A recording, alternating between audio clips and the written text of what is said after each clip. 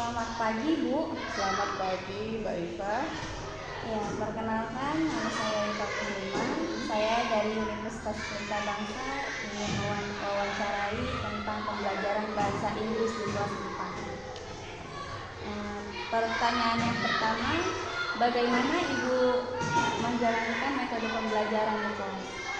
Baik, terima kasih waktunya Mbak Iva. Perkenalkan, saya Winarsi, guru kelas 4 di SD Negeri Pantai Harapan Jaya 03, Kecamatan Muara Gembong, Kabupaten Bekasi.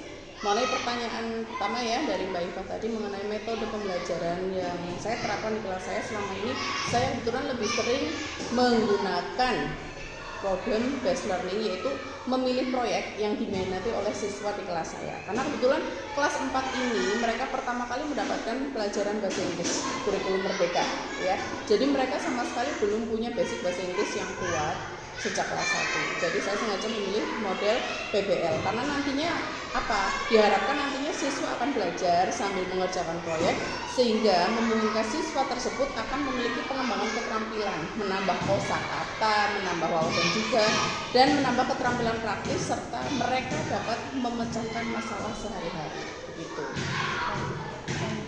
Bagaimana bila ada anak yang melanggar kedisiplinan kelas? Untuk pelanggaran kedisiplinan di kelas, kebetulan saya sendiri sebagai wali kelas memang lumayan strict ya dalam menerapkan disiplin di kelas. Jadi kalau di kelas saya pribadi pelanggaran itu masih pelanggaran ringan sih sebenarnya, mungkin hanya masalah tidak mengerjakan PR ya, yang seperti itu sih, masuk kelas terlambat. Selama ini anak-anak alhamdulillah cukup diperingatkan saja atau ditegur, jadi tidak sampai saya menerapkan punishment atau hukuman untuk siswa karena saya berusaha sangat menghindari tidak menghukum siswa sebisa mungkin. Ya, karena gitu. kita juga tidak tahu ya bagaimana kendala di perjalanan. Iya betul, karena anak-anak di sini kan kebetulan dengan background yang bermacam-macam ya, kita nggak tahu support system mereka di rumah seperti apa. Mungkin datang telat, kita taunya hanya telat, tapi coba kita gali lagi, kenapa kamu telat? Oh ternyata bantuin ibunya dulu, ngasuh adiknya, kebetulan ibunya harus nyuci di kali atau apa yang seperti itu. Pokoknya ya kita harus paham sih, intinya jangan langsung menjatuhkan punishment atau hukuman tanpa ditanya dulu sebabnya apa. Untuk di kelas 4 ini Ibu sudah menggunakan kurikulum apa? Kurikulum Merdeka mulai tahun ajaran 2023-2024 kemarin di SD Negeri Pantai Harapan Jaya mulai menerapkan kurikulum Merdeka untuk siswa kelas 1 dan siswa kelas 4. Dan di tahun ini nanti bertahap yaitu kelas 2 dan kelas 5. Untuk isi dalam RPP pembelajaran bahasa Inggris itu seperti apa saja?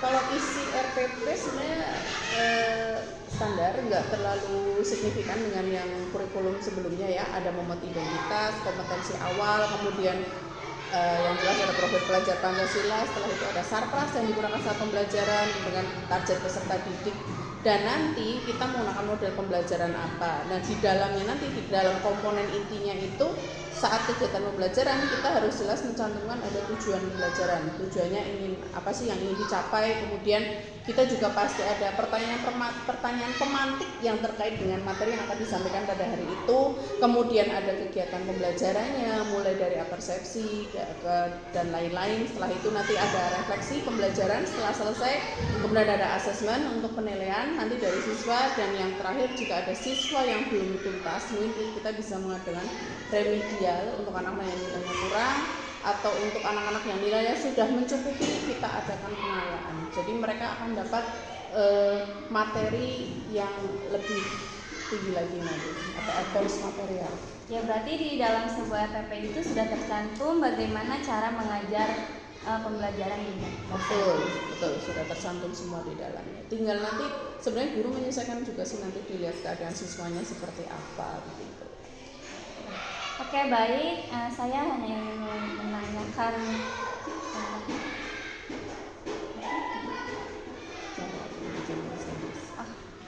pertanyaan terakhir. Selanjutnya pertanyaan terakhir, cara mengajar bahasa Inggris itu Ibu seperti apa? Nah, karena tadi seperti yang saya sampaikan di awal ya, kelas 4 itu kan baru pertama kali kenal bahasa Inggris.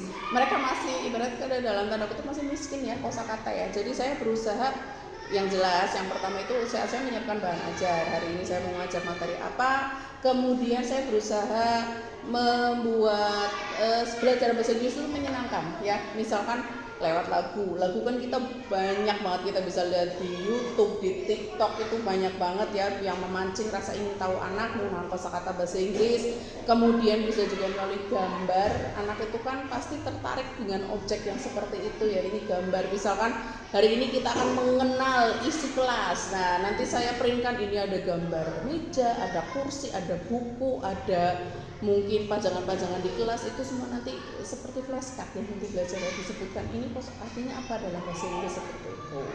Kemudian selain itu saya ke anak-anak juga selalu menerapkan apa ya, biar mereka lebih percaya diri, walaupun bahasa Inggris itu bukan bahasa kita sehari-hari, tapi minimal mereka pede ngomong bahasa Inggris. Masih salah-salah masih dimaklumi karena kamu baru kenal bahasa Inggris. Jadi misalkan, ayo siapa yang berani nih maju, silakan, nanti diapresiasi lah dapat apa gitu, atau paling nggak dapat pengakuan ya. Kita mengapresiasi keberanian siswa itu tadi yang sudah berani maju. Nah, setelah itu kita juga mulai menerapkan pembiasaan ya. Misalkan setiap akan belajar bahasa Inggris, biasakan bertegur sapa menggunakan bahasa Inggris di kelas. Misalkan good morning gitu dengan teman-temannya, dengan menyapa good morning Miss Wiwin atau apa ya. Jadi mereka lama-lama terbiasa, nggak usah malu salah. Yang penting pede.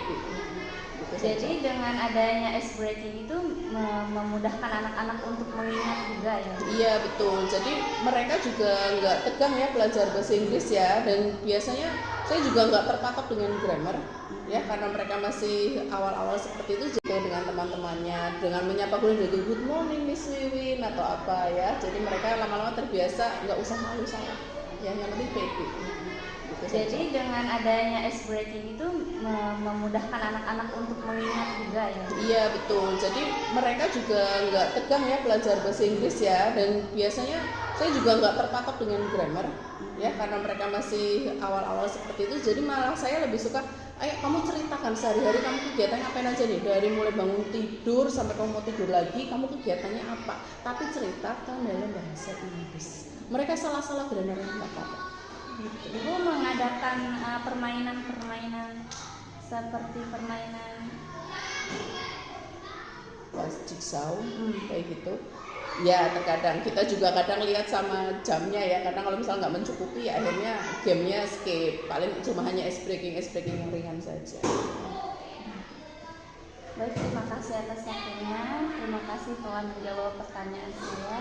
Baik ya, terima kasih juga sudah memberi kesempatan ya, sehingga mungkin nantinya hasil wawancara ini nanti bisa menjadi sumber pembelajaran juga untuk teman-teman yang lain di prodinya Mbak Ipa, bahwa ternyata pembelajaran bahasa Inggris itu bisa dibuat menyenangkan, tidak menegangkan, dan pastinya beda ya SD yang ada di lokasi A dengan SD yang di lokasi B, karena juga perbedaan support system dari lingkungan seperti itu, dan tergantung kreativitas gurunya mengajar seperti apa.